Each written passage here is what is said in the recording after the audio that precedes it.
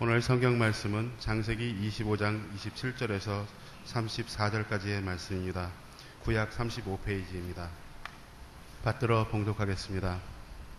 그 아이들이 장성함에 에서는 익숙한 사냥꾼이 었으므로 들사람이 되고 야곱은 조용한 사람이었으므로 장막에 거주하니 이삭은 에서가 사냥한 고기를 좋아하므로 그를 사랑하고 리브가는 야곱을 사랑하였더라.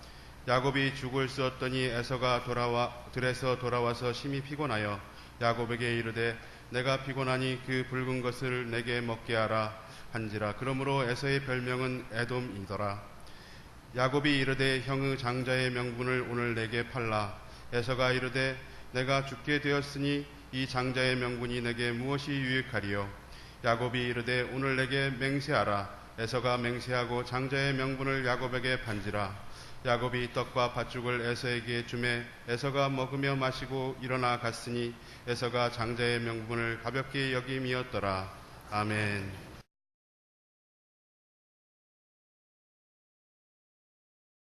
할렐루야. 우리 옆에 있는 분들하고 인사하겠습니다. 주의 사랑으로 사랑합니다.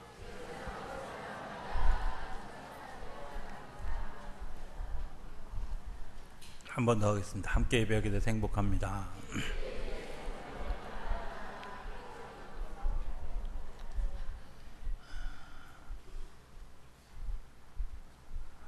함께 예배하게 돼서 행복하죠? 예.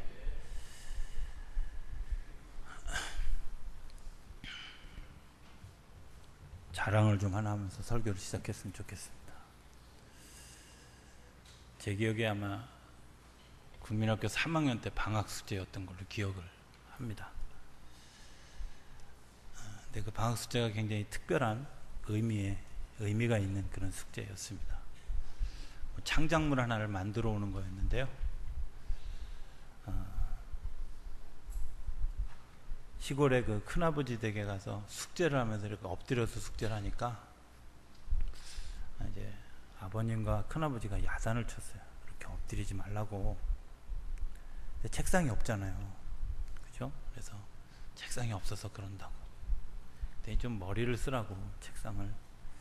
그래서 이제 그때 야단을 맞으면서 생각한 게, 이동식 책상이 있었으면 좋겠다. 이제 이런 생각을 제가 했어요.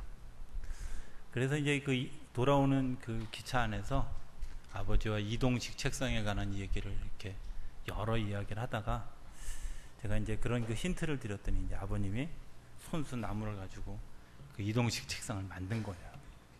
근데 평상시는 그냥 가방 같은데 이게 경칩을 딱 열어서 뚜껑 탁 내리면 책상이 되고, 평상시는 들고 다니는, 그러니까 책가방으로 써도 좋을 만큼 아주 훌륭하게 만들어 주셨어요. 방학 숙제를 냈더니 뭐 선생님이 거의 혀를 막 내휘를 정도로 막 칭찬을.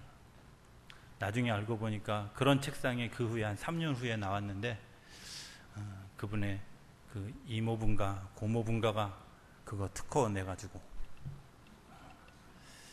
제가 중학교 1학년 때까지 그거를 이사 다니는 그 집에 꼭 끌고 다녔어요. 제 일생의 첫 창작물이죠. 그걸 이렇게 그 한 주간 생각하면서 이런 생각을 하게 됐습니다.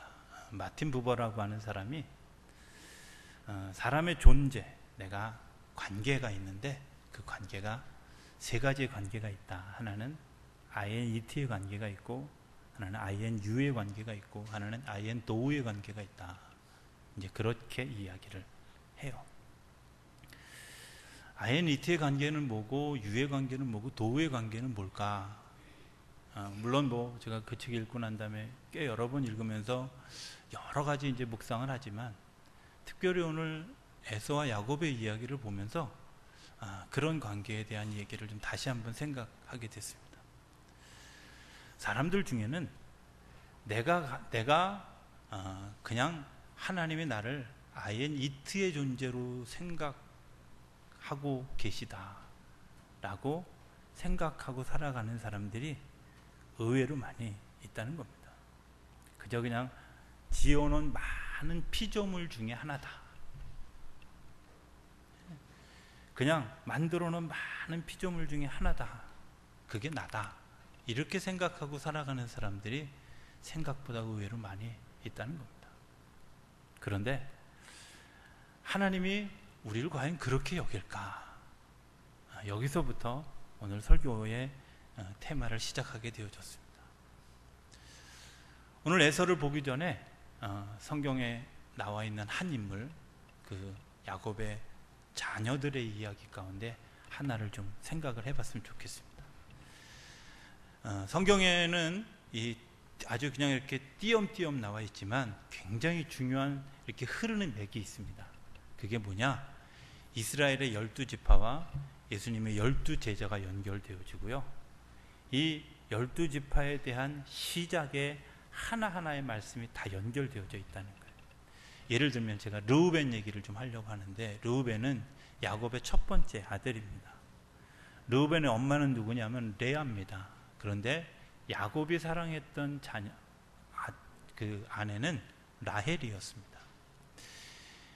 이 레아가 정말 어떻게 라헬만 사랑하는 그 야곱이 어느 날 정말 어떻게 해서 레아와 하룻밤을 지냈는데 아이가 생겼고, 그렇게 열심히 사랑하는 라헬은 자녀가 생기지 않았어요.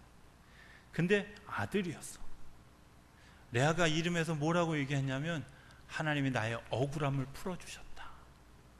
르우벤의 뜻이 그거거든요. 억울함을 풀어주셨다. 좀 그럴 것 같아요. 저는 그 야곱의 12명의 아들의 이름을 보면서 그걸 이제 한국말로 해석하면, 야, 억울함을 푸심 일로 와봐. 이름 되게 이상하잖아요, 그죠? 억울함을 푸심 일로 와봐, 이렇게. 근데 르우벤이라고. 근데 창세기 49장에 가면 그 르우벤을 축복하면서 야곱이 르우벤이 이렇게 될 것이다 라고 축복하는 축복의 예언 기도 같은 기도가 나와요. 거기에 이제 뭐라고 나오냐면 이렇게 나와요. 너는 내 장자요, 내 능력이요, 기력의 시작이요, 위풍이 월등하고 권능이 탁월하다마는 물의 끓음 같았은즉 너는 탁월하지 못하다. 정리하면 이런 겁니다. 너는 내 장자다, 내 능력이다, 내 기력의 시작이다. 네가 위풍이 월등하고 권능이 탁월하다. 근데 네가 좀 어려운 게 하나 있는데, 물의 끓음 같은 충동성이 좀 강하고 자제력이 없는 게, 내가 그것 때문에 네가 탁월하지 못할 그런 모습이다. 이게 예언 기도예요. 아버지가 자녀를 축복하면서 하는 예언.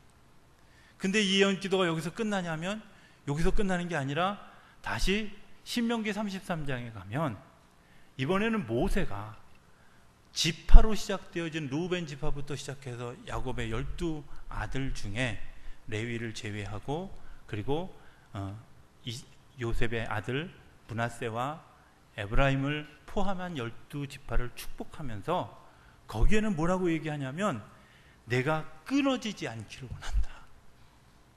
무슨 축복 기도가 내가 끊어지지 않게 살아 생존하기를 원한다. 이게 기도예요. 아니 도대체 뭐 때문에 이렇게까지 됐을까? 여기하고 연결된 사람이 누구냐면 신약에 나오는 12제자 중에 베드로예요. 베드로가 꼭 르우벤 같아요. 장자죠, 수제자죠, 권능이 탁월해요. 그런데 그에게 여전히 약점이 있어요. 뭐예요? 물에 끓은 같은, 펄펄펄 끓어. 그냥 온도만 맞으면 막 나와.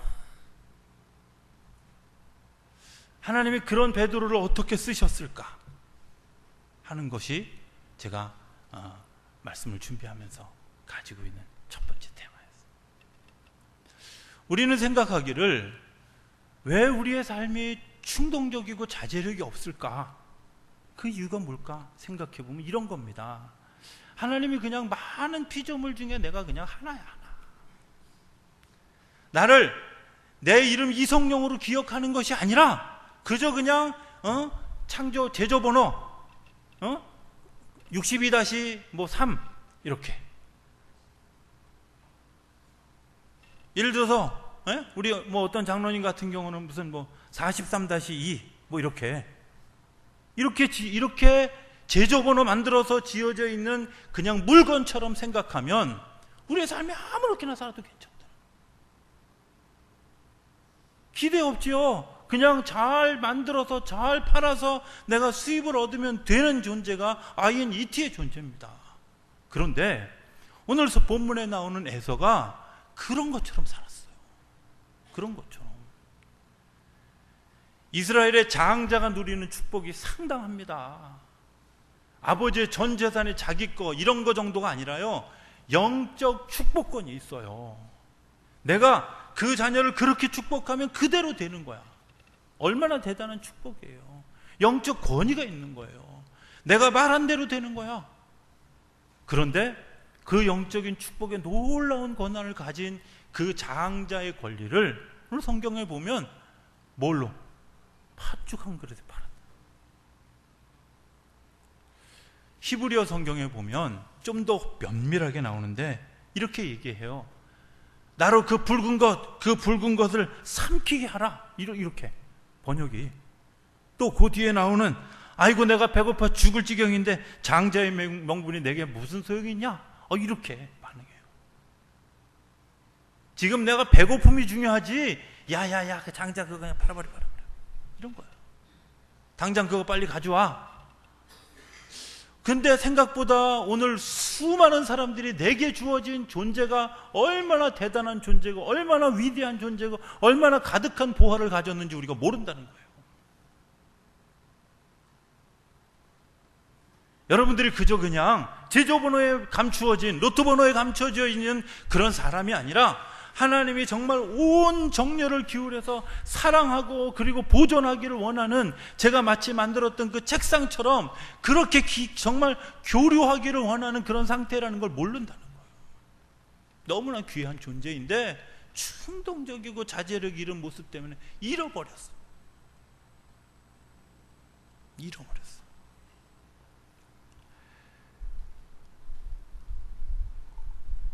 오늘 본문을 보면서 또 하나 안타까운 건 이런 생각을 합니다. 그때는 그랬을 수도 있어. 그죠? 배고프니까. 허겁지겁 먹고 나서 이제 사물이 눈에 보이기 시작할 때 그때라도 정신 차리고 야야야, 아까 얘기한 거 내가 배고파서 실언한 거야 하고 야곱과 에서가 막 멱살 잡고 싸웠다. 뭐 이런 얘기가 좀 난 성경에 나오면 좋았겠어.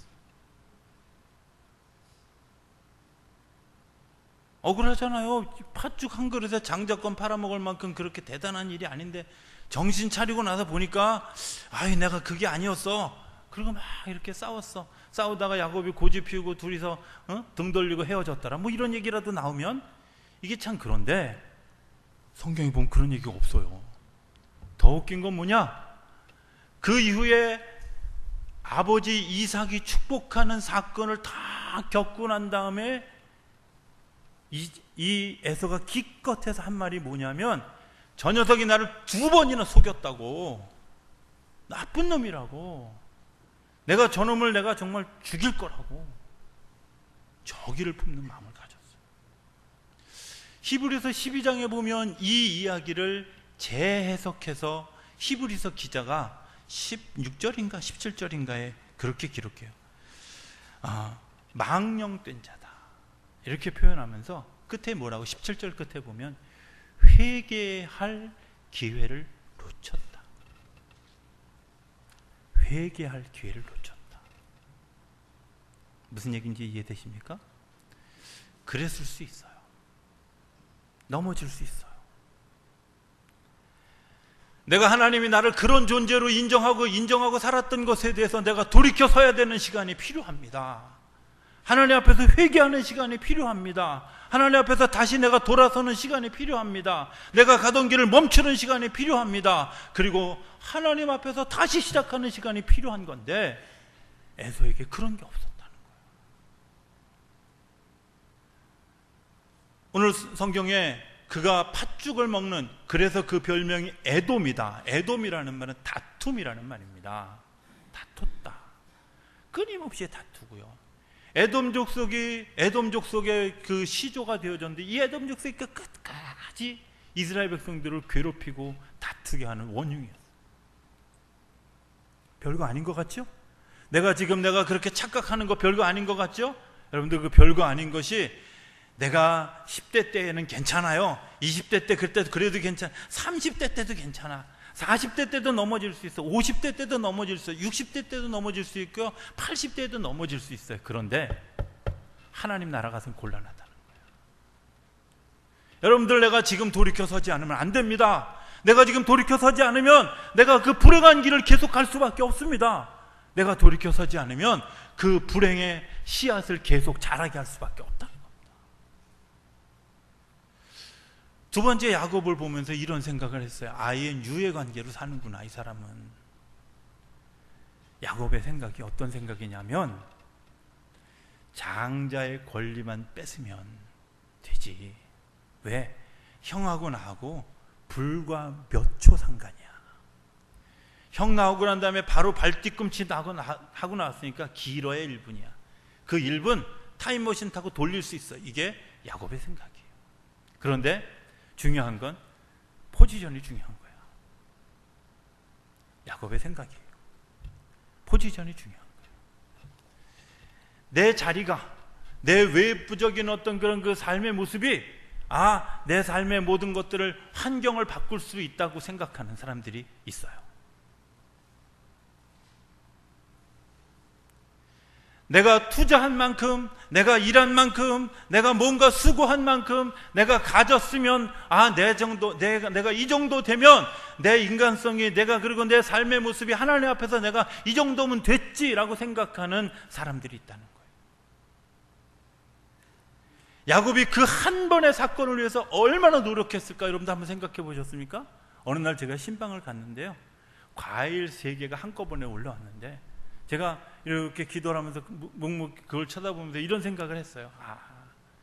이분이 이 과일 3개를 올려놓기 위해서 얼마나 많은 시간 고민했을까? 이런 고민부터 하지 않았겠어요? 설거지 하면서 며칠 있다 우리 목사님 신방 오는데 뭘 대접할까? 빵돌인데 빵 대접할까? 음료수만 달랑 드리고 말까? 그건 좀 너무 약하지 않아? 이러고 고민하다가 하루쯤 고민하다가 과일을 결정했어요. 근데 과일 결정했는데 문제는 뭐냐? 과일이 너무 많아. 과일을 어떻게 할까? 이런 거 가지고 또 하루 종일 텔레비전을 보다가도 하다가도 계속 그 생각을 해요. 여러분들 그거 굉장히 중요하잖아요. 그리고 결정했어. 3가지 색깔로 이렇게 하자.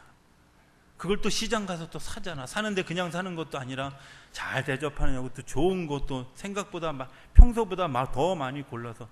그렇게 안 사도 괜찮아요. 근데 그렇게 죄책감 느끼는 그런 표정 짓지 마세요. 근데 어쨌든 저는 그렇게 느껴졌어요. 그분이 이렇게 색깔을 골라서 이거를 잘 씻어서 잘 이렇게 어떻게 데코레이션 할 것까지 고민하고 이 상에 올라가기까지 얼마나 많은 생각과 수고가 그 안에 들어갔을까. 근데 이 팥죽 사건이 내가 떠올랐어.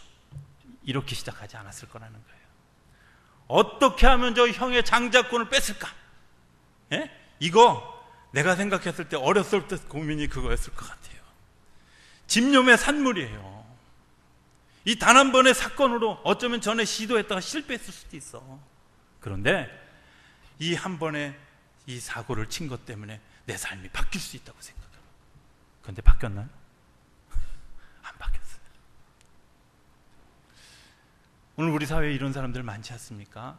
학력으로 자기 세탁하는 사람들. 학력이 그 사람의 인품을 결정해 줍니까? 저는 그렇지 않다고 생각합니다.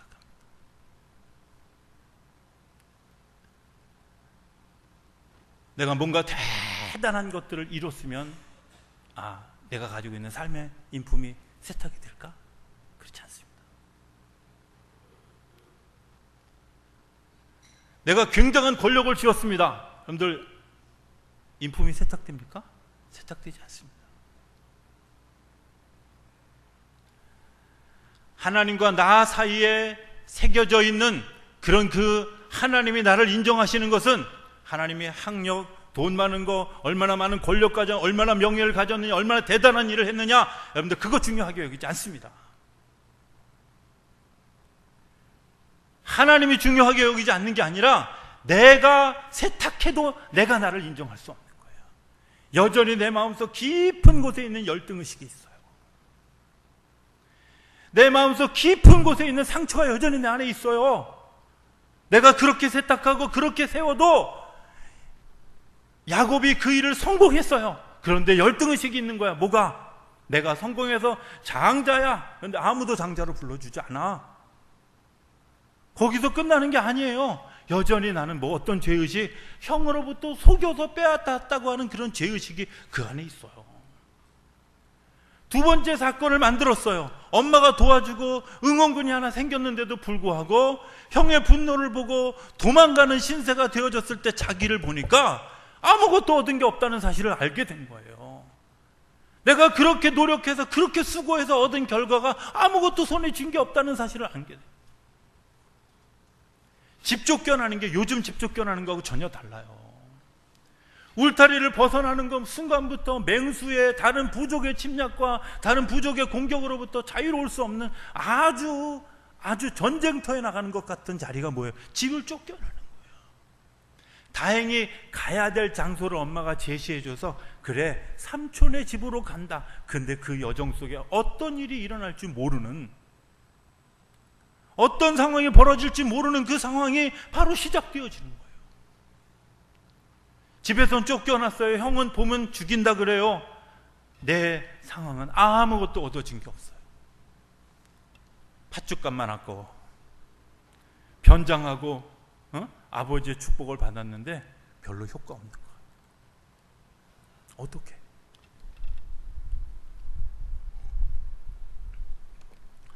야곱이 첫날 밤에 야복강이라고 하는 강가에 돌베개를 하고 눕습니다. 잠이 오겠습니까? 하늘 쳐다보고 자기의 신세를 한탄합니다. 하나님, 내가 이만큼 했으면 내가 나를 좀 축복된 존재로 세워줄 수도 있잖아요. 내가 이렇게 노력했으면 좀 축복된 존재로 세워줄 수도 있잖아요 하면서 항의했을지도 모릅니다. 내가 이렇게 했었는데, 내가 이렇게 노력했는데, 내가 이렇게 공을 세웠는데, 내가 이렇게 노력했는데, 하나님 내가 이렇게 발버둥 쳤는데 어찌 나를 이렇게 내버려 두시느냐고 어쩌면 한탄했을지도 몰라요. 너무 공허한 거야. 자기 자신이 버려진 존재라는 게, 버려진 땅이라는 게 황무지 같은 땅. 그런데 그 땅 이름이 뭐냐? 구스예요. 구스. 구스라는 땅의 이름 뜻이 뭔지 아세요? 황무지예요. 버려진 땅. 자기 처지하고 똑같은 땅에 똑같은 곳에서 돌베개 뱉고 누워가지고 하늘 쳐다보면서 별 쳐다보면서 그런 생각하는 거예요. 하나님 어떻게 하면 좋을까? 기도도 나오지 않아요. 근데요, 그 밤에 야곱의 꿈속에 이런 현상이 벌어졌어요. 하늘에 사닥다리가 이어지고 천사들이 오르락 내리락 하는 것을 꿈에서 보았어요. 야곱이 아침에 일어나서 이런 고백을 합니다. 내가 하나님을 보았다. 이 땅의 이름을 베델이라고 다시 짓자. 베델이라고. 언제 사람의 인생이 다시 시작되어지냐면 하나님이 나를 아이엔도우로, 네가 나한테 이만큼 했으니까 나도 너한테 이만큼 한다는 게 아니라 너는 내게 너무 소중하고 귀한 존재야. 너는 이 세상의 무엇과도 바꿀 수 없는, 내가 너를 사랑하는, 내가 너의 아버지고 너는 내 자녀야. 이것을 그 밤에 느꼈어요.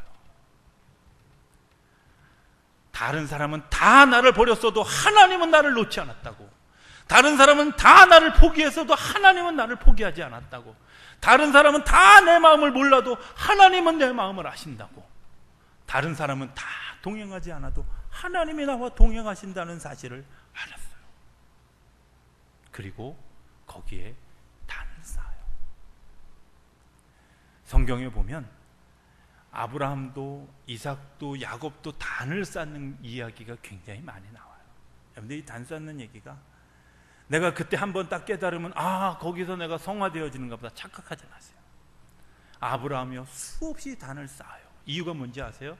내가 여기까지 왔을 때 하나님을 만난 거야. 이 상황에서 하나님을 만난 거예요. 그리고 다음번에 한 단계 더 가서 하나님을 만나요. 그때는요, 좀 더 성숙하고 좀 더 거룩하고 좀 더 구체적인 하나님의 복을 이야기해요. 아브라함의 이야기 가운데 보면 처음에 막연해요. 내가 너를 축복할 것이다. 너를 축복하는 자에게 축복하고 뭐 어쩌고저쩌고 막 얘기를 해요. 내가 너에게 자녀를 주는데 하늘의 별같이 뭐 바다의 모래같이 준다는 얘기야. 안 준다는 얘기야. 내가 평생에 지금 75살인데 평생에 애를 낳아도 하늘의 별같이 바다의 모래같이 되겠어? 예? 열쌍둥이를 그냥 해마다 난다고 해도 이게 가능하겠어요? 안 되는 일이잖아. 하나님 그런 애매한 약속이 어디 있어요? 그런데 시간이 지나서 단을 쌓아가고 가다 보니까 아이를 낳을 거다. 그 다음번에 단 쌓았을 때는 아이를 낳았는데 이름을 이삭이라고 해라. 점점 더 구체화되어져요. 신앙생활은요, 내가 깨닫는 그 순간에 그곳에서 단 하나를 쌓는 것이 중요한 겁니다. 내가 하나님을 만나는 사건, 거기서부터 마치 대나무에 또 다른 마디가 시작되어져서 한 걸음을 올라가는 것처럼 거기서 올라가는 겁니다. 내가 어제까지 신앙생활한 건 어제까지의 매듭으로 끝이에요. 오늘부터 다시 시작하는 거예요. 하나님이 나를 귀중한 존재로, 소중한 존재로, 굉장히 놀라운 존재로 하나님이 나를 세우셨다는 사실을 인정하고, 하나님이 나를 인정하는 그것을 힘입어서 한 걸음 더 가는 거야. 그게 신앙생활이에요. 아유, 가끔 이런 분들이 있어요. 내가 왕년에요, 방언도 했고요. 내가 왕년에 예언도 했고. 지금은요? 의미 없어요. 왕년에 방언 안 하는 사람이 요새 개도 하는데. 그잖아요. 착각하지 마세요. 어떤 분들 예수 안 믿는 사람들 제가 성경 다 알면 뭐해. 그 말씀이 내 마음에 레마가 아닌데 어떻게 그게 자기의 삶의 고백이 되느냐고요. 성경 지식으로 알아 아무 소용없어요.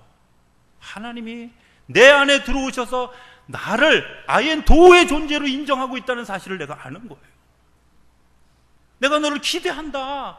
내가 너를 축복한다. 내가 너와 함께한다. 너 우리 힘들지만 한 걸음을 더 걸어가라. 내가 조금 더 가자 하고 주님께서 재촉하실 때 네 하고 걸어가는 사람이 오늘 믿음의 승리를 경험하는 거예요. 야곱이 거기서 하나님을 만나고 뒤돌아가지 않았어요. 삶의 자리로 걸어갔어요. 하나님이 용기 주셔서 걸어갔고요. 그가 또 넘어지는 삶을 살았지만 시간이 지나고 난 다음에 다시 일어서고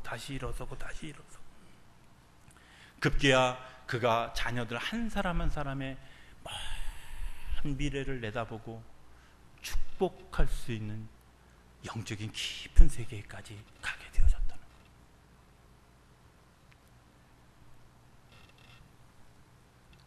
거예요. (30배, 60배, 100배를) 얘기할 때 사람들이 이렇게 얘기해요. 아유, 제가 지난달에 11조 드렸는데 왜 30조? 말라기의 예언처럼 왜 흔들어 넘치도록 주시지 않았을까요? 인생이 오늘로 종칠 거면 하나님이 그때 다 주셔요. 그런데요, 제가 어느 날 심심해서 내가 일생을 통해서 내가 누릴 수 있는 게 얼마나, 내가 벌 수 있는 돈이 얼마나 되고 누릴 수 있는 게 얼마나 될까 계산해 봤어요. 단 내가 한 80까지만 사는 걸로. 한번 해보세요. 재밌어요. 근데요, 내가 번 거보다 더 많이 쓰더라고요. 근데 그건 누가 주게요? 근데 그게 30배도 아니고요, 60배도 아니고요, 100배예요. 여러분들이 돈 안 벌 때 여러분들이 대학교까지 다니는데 우리나라 현재 상황으로 자녀를 교육하는데 사교육비 빼고 4억 든다고 그래요. 4억 버신 분 한번 손 들어보세요. 지금까지도 못 벌었으면 여러분들은 앞으로 노후에는 100배 주셔요. 그 이상도 주셔요. 왜? 하나님이 나를 제조번호 만들어 놓은 이티의 존재가 아니라 내가 나를 보배롭고 존귀한 존재로 세우셨기 때문에 그래요. 그냥 오늘 살고 많은 삶으로 살아가는 존재가 아니라요, 내가 막 수고하고 애써야만 하나님이 머리 쓰다듬어 주시는 그런 존재가 아니고요, 그냥 있는 존재 자체만으로도 나는 내가 나를 향한 갈증이 있는 존재만으로도 내가 너를 귀하게 여긴다. 내가 너를 보배롭게 여긴다. 존귀한 존재로 여긴다고. 오늘 우리에게 축복해 주시고 있는 줄로 믿습니다. 저는 우리 성도님들이 그런 존재인 줄로 믿습니다. 다음 주부터 시작되어지는 그린데이로부터 시작해서 황금데이까지의 여정은요, 저는 그런 여정이 됐으면 좋겠어요. 그냥 제조번호 만들어진 그런 존재가 아니라 하나님이 나에게 무엇을 하기 원하실까? 내 존재 속에서 하나님의 보화를 하나하나 캐내어가는 그런 작업을 어떻게 하나님이 펼쳐가실까? 인생의 큰 그림을 한번 2014년 여름과 가을을 지나면서 우리가 한번 좀 같이 해보고 하나님이 어떻게 열매 맺을까를 좀 같이 고민해보는 이 한 주간에 내 존재가 그냥 충동적이고 자제력 없는 존재가 아니라 그 충동력이고 자제력 없는 존재에 기름 부으셔서 내가 한번 설교한 것 때문에 3,000명이 5,000명이 회개하는 역사가 일어나는 베드로의 역사처럼 오늘 우리들의 삶에 그런 역사가 일어나게 되기를 기대합니다. 내가 뭔가 베풀었기 때문에 하나님이 나에게 이만큼 주실 것이라고 하는 이기적이고 계산적인 우리가 아니라 내가 하나님의 길을 묵묵히 따랐더니 30배, 60배, 100배 열매로 주셨다고 고백하는 그런 우리의 삶의 열매가 맺혀지는 그 준비가 되어지고 그 결심이 서고 그 씨앗을 준비하는 이 한 주간이 되어지는 저와 여러분들의 삶이 되어질 수 있고 그것 때문에 승리를 경험하는 우리 모두의 삶이 되어질 수 있게 되기를 주 이름으로 축복합니다. 기도하겠습니다. 저희들을 사랑하시는 아버지 하나님, 저희들이 자화상을 잃어버린 것 때문에 그리고 내 얼이 빠지고 정신이 빠졌던 것 때문에 하나님을 잃어버렸었습니다. 하나님을 다시 찾는 이제 2014년의 하반기가 되어줄 수 있게 되기를 기대하며 오늘 저희들의 마음을 다시 한번 주님께로 돌아섭니다. 주님이 우리를 보배롭고 존귀한 존재로 세상에 하나밖에 없는 특별한 존재로 세워주신 줄로 믿습니다. 그 고백하여 준비하는 저희들의 이 또 다른 반년의 출발이 저희 안에 복되게 하시고 그것 때문에 정말 2014년의 특별한 그린데이로부터의 골드데이로의 아름다운 여정을 우리 모두가 만들어갈 수 있는 그리고 그 속에서 하나님을 볼 수 있는 그런 놀라운 역사가 우리 안에 이루어지게 하여 주시옵소서. 주께서 저희와 함께 해주시고 또 나타내시기를 원하시는 능력을 드러내어 주옵소서. 그리고 영광 돌리고 우리 안에 주님의 평강으로 채워지는 그런 귀한 시간들로 축복하여 주옵소서. 예수님의 이름으로 기도드립니다. 아멘.